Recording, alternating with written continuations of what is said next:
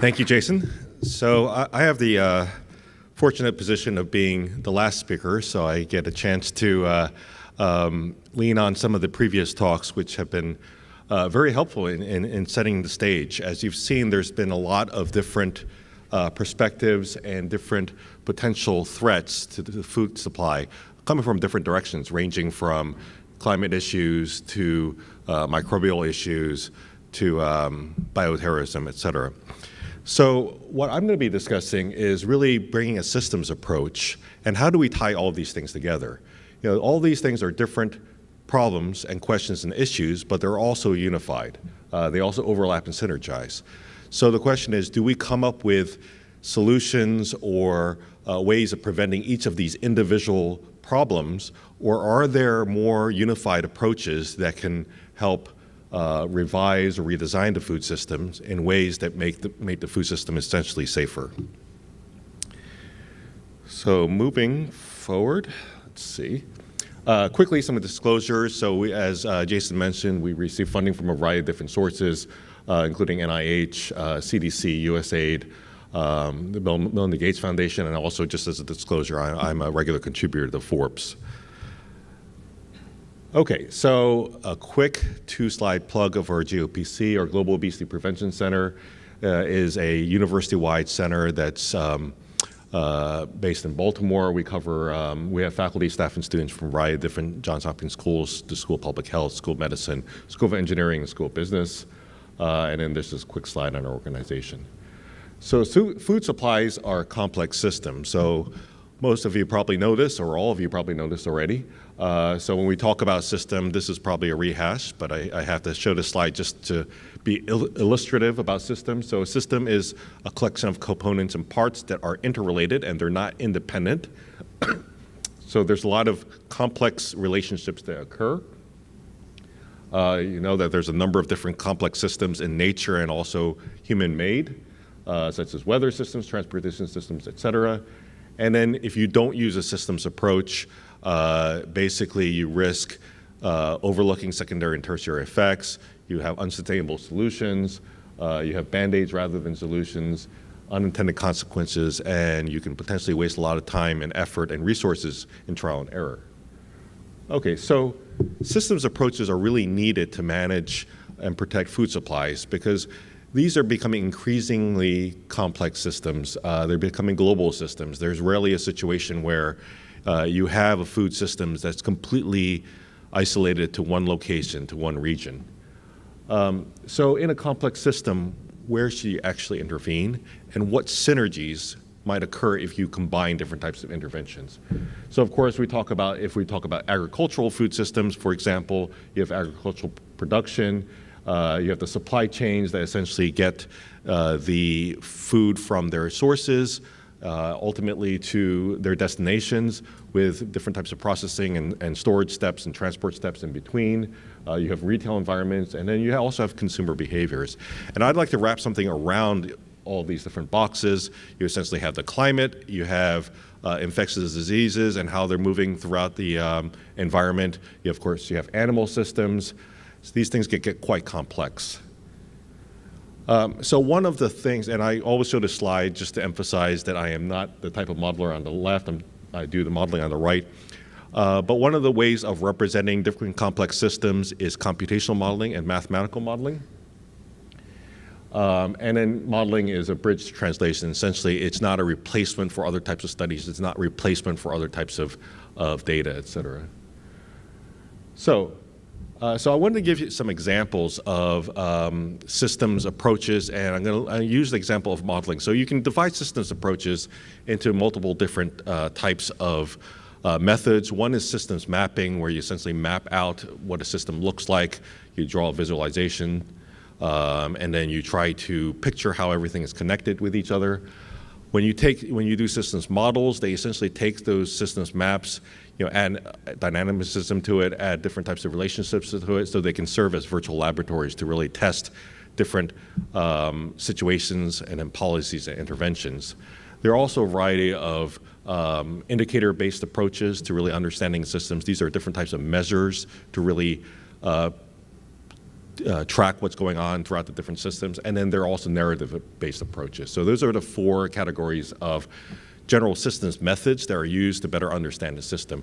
So I'm going to focus right now on the first 2, which are systems maps and systems modeling, with a particular emphasis on systems modeling. So a couple years ago, I wrote a piece for The Guardian, which essentially said, you look at food supplies, and there's a lot of similarities to health product supplies systems. So, for instance, like vaccines, et cetera.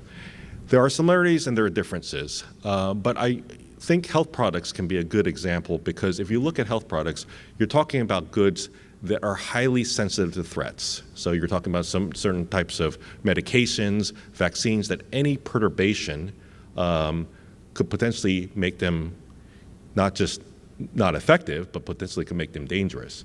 So therefore, there's been a lot of work in the health product systems to really help identify ways of securing health products, preventing other types of threats. So over the next number of slides, I'm going to use some examples of some health product systems modeling that we've done and some of the insights that we've generated from that.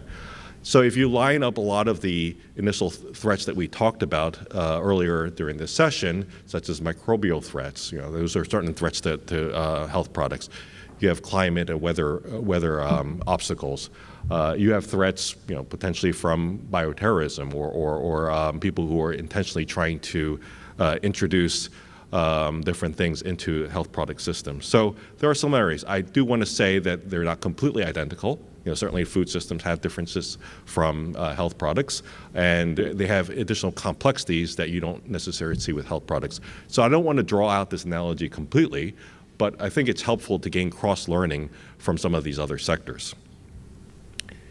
Okay. So for a lot of this modeling, we developed a computational software platform called Hermes, which essentially is a software platform that can rapidly generate a detailed discrete event simulation model of any supply chain. And as I mentioned, we've initially focused on a lot of the different health product supply chains. So essentially, what you can do is you can take the information and the data on a particular supply chain, feed it into our software platform that can generate a discrete event simulation of any supply chain. And then here, this can then serve as a virtual laboratory, and then that can help guide data collection, identify, evaluate different options, test different strategies, and that can generate more information, which can then feed back and create a more robust model, increasingly robust model. So here are some of the things that we've used to address, like what's the effect of introducing new products and technology, how do you best monitor the health and status of the supply chain, a given supply chain, what's the impact of altering the characteristics and products and other technologies, what's the impact of changing the configuration and operations of these supply chains, what's the impact of differing conditions and circumstances, where should you best invest and allocate resources, and how do you optimize product delivery and safety. So, throughout, I'd say about a decade, we've worked with many different types of international partners to develop models of health product supply systems for many different countries, ranging from Niger, Thailand, Vietnam, Senegal, Benin, India, Kenya, as well as these are largely the global work. We've done a lot of domestic work as well. So here is a visualization, and it's not moving. Let's see, how do I click this? Okay, so what you should be seeing, maybe I can act it out. What you should be seeing is essentially each of these are different locations within the health product supply chain, in this case the vaccine supply chain for this country. Each of these different columns are the inventory levels in each of those different locations. Anytime the column gets red, there's an issue or there's a problem in that location, either through a bottleneck or a storage problem or a transport problem, or it can also identify certain types of vulnerabilities. And then you see these lines that go across from different locations. Those essentially are transport that occurs. So what would happen with this video, and for some reason it's not moving, is that you'd see each of these things go up and down, and then you'd see different types of red areas appear, which are areas which are particularly vulnerable. And we're simulating essentially all the processes in this health product supply chain, where you basically have deliveries to the central store, and the central store is located here because it's the largest caliber. And then ultimately all of these products then flow throughout the different locations, ultimately to the people. So again, this is like a simulated version of the entire system. We simulate each and every health product that's flowing through the system, each and every vehicle, each and every storage facility, all the storage equipment like refrigerators, freezers, those type of things, and each of the individual products that flow through, and they all have their different characteristics. So we can then use this then to see, okay, now we've got the entire system, and then what we also do is we build in the demand. So at each of the locations, the end locations like clinics, outreach locations, we represent all the different people, and each of these different people then have their own characteristic demands. So each of these different people have an age, a gender, socioeconomic status, certain types of demands for different types of health products, and then they can move around and go to the different locations and have a certain demand. And then you can also represent some of the ambient conditions that are around, like the weather, or what's happening to the power infrastructure, or what's happening to the different paths and transport locations. What happens if you have inclement conditions? What happens if you have power outages, et cetera? If you think about it, unless you have this overall viewpoint of the entire system, it's really difficult to see how everything fits together and how one vulnerability can lead to many different types of threats. So let me give you some examples of some of the things that we've looked at. So for instance, we've looked at the introduction of a new product. Here's the introduction of pneumococcal and rotavirus vaccines into the routine immunization program at Niger. Basically, can the system handle the introduction of a new product? How does it disrupt other products? How can the supply system actually handle or adapt with these new products? And this was published in the American Journal of Public Health. What we saw is the introduction of particular of these new products essentially created bottlenecks and vulnerabilities for some of the other products because the system wasn't ready to handle the influx of these new products. Again, this is in a low resource setting, but we've seen this in also higher resource settings as well, because there isn't this thought given to, when a new product's introduced, there can be a focus on that particular new product and not on some of the other products and their flow as well. Here's another example. So this is an example of implementing a forecasting system, essentially bringing in some information technology to help track and understand the demand for different medical products, and ultimately, how the supply meet the demand. Now, in this situation, what we wanted to do, we tested the introduction of different types of disease surveillance systems, as well as monitoring systems and devices throughout the entire supply chain. And we saw that, we basically looked at how they functioned in isolation and in combination. So this is an example of where you can gain synergies when you combine different changes within the supply system. Like we found that actually if you have a demand forecasting system, without actually making changes in the actual supply system, you can have situations in which the demand forecast can actually create additional bottlenecks because you are signaling back to the origin to basically provide more supply when you actually haven't fixed the rest of the system. So again, another example of when you want to introduce new technology, when you want to introduce new information technology, you have to really look at how is it going to affect the overall system. Okay, this is an example of a study where we looked at the introduction of drones to transport medical products. So this is an example where there were a number of places where the traditional transport was deemed, either too slow, too costly, or in some cases insecure. And there was interest in looking at, what happens if we replace some of those transport routes with drones that essentially carry medical products. And what we did was then we created these models of several different health systems, and then we simulated introducing these drones into those locations. We did this work in part because different organizations like the Gates Foundation was interested in determining, okay, is this something that we should invest in terms of changes within the health system?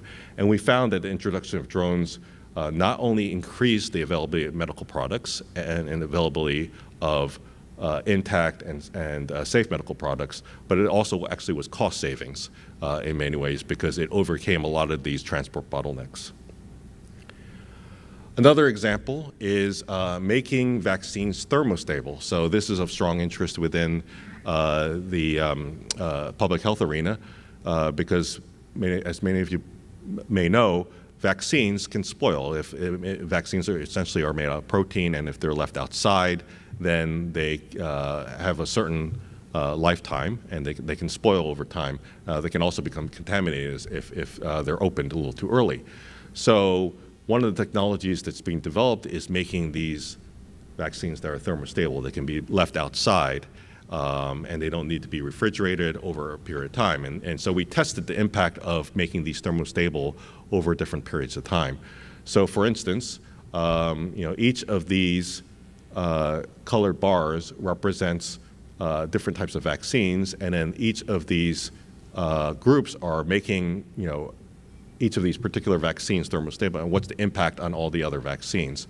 So this is an example of another systems impact, where essentially if you make one vaccine thermostable and you pull it out of the supply system, that creates more room for other types of vaccines. So again, each of these then have effects on each other. So you're seeing that if you make so along here is the availability of safe and intact vaccines, and what happens if you make each individual vaccine thermostable. You can see it has impact on the other vaccines as well. Okay, here is an example of looking at where to best invest resources to improve health product supply chain performance.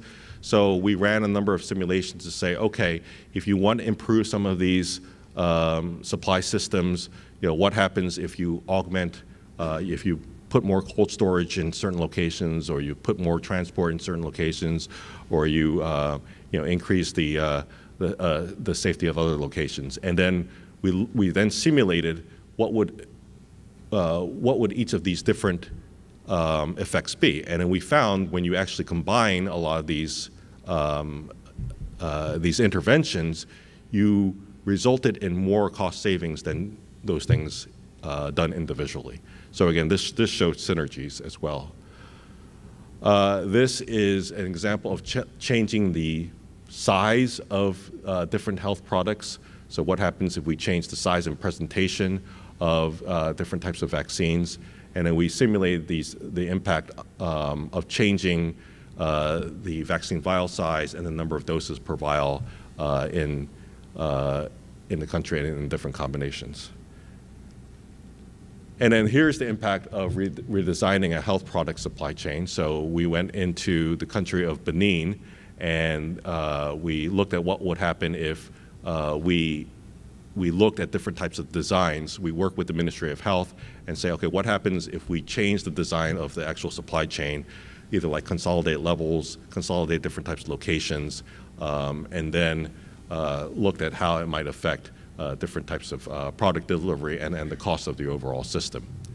So I'm just showing some examples of the types of questions that you can address when you have a systems model which represents the entire system. You can look at what's the impact of changing technology. You can look at the impact of changing different characteristics or changing the design. A lot of these things can actually then be transferred over to food systems and looking at some of the impact. So we've been developing similar types of models to then represent different food supply chains and food systems. Essentially, we've taken the software platform and altered it, so we represent a lot of different, so a lot of the things are similar, like we'll have vehicles, each of these vehicles will have a capacity, speed, fuel efficiency, other types of attributes, different locations which are geolocated explicitly, and then they'll have different types of, they'll have different types of characteristics as well, each of the different routes. All the products will have different attributes. Now, these attributes will be, in some cases, similar to health products, and in some cases different. Of course, just like health products, they'll have a size, they'll have a weight, they'll have type of packaging, they'll have a temperature profile. So as these products are exposed to different types of temperature, then it might affect the composition of the product, and then each of the product will have different types of procurement costs. The storage equipment will have capacity, temperature range, energy use, maintenance costs, et cetera. So that we can then simulate, as this moves along, what happens if these equipment experience some failures, or if there's power outages, and then if each of these products will then have temperature profiles, then if the product is left out in the heat for 20 hours or 2 hours or 5 hours, then there's a risk of that product then spoiling or getting contaminated. And then each of the people we represent in the supply chain will have different attributes like wages and percent time dedicated to each different types of activities. And then, as I mentioned, we also have demand represented. So we'll represent the population demand. We'll represent each of the different people, what they might desire or need each day or over time. And then each of these people are assigned, geospatially explicitly assigned throughout the locations. So again, this is just like a sim food system. Just like similar to the computer software SimCity. And we've been using this to develop models of different food systems, different locations. So here's an example of, we've been working in the state of Odisha, India, and this is how a representation, a systems map of their agri-food supply chain. So you basically have these farms, and then you have these different intermediary locations. So we'll build simulation models of each of these different farms. They'll be producing a certain yield, and then that yield will then go through the different storage locations and different types of processing all the way down. So we're essentially representing an entire state of Odisha. So we're in the process of then simulating what would happen if different parts of this chain are interrupted. What happens if you have different types of threats in these different locations? What happens if you introduce more information systems? All of the different types of approaches that you use with health products you could then apply here. So a lot of these are in process. So I don't have results to show you right now, but I just wanted to show that crossover. So that being said, this is basically sort of a wrap-up of the session, because we've seen in the session, identifications of each of these different classes of threats to the food system. Each of them are real, and they're quite complex, but they're all affecting one general system. There are systems that are around this system, and that can be very difficult to picture or to conceptualize. So if you use some of these systems approaches and techniques, and I gave you, one example of systems modeling, there's other types of systems modeling that's out there, or mapping, et cetera, then that will really help you understand how everything fits together.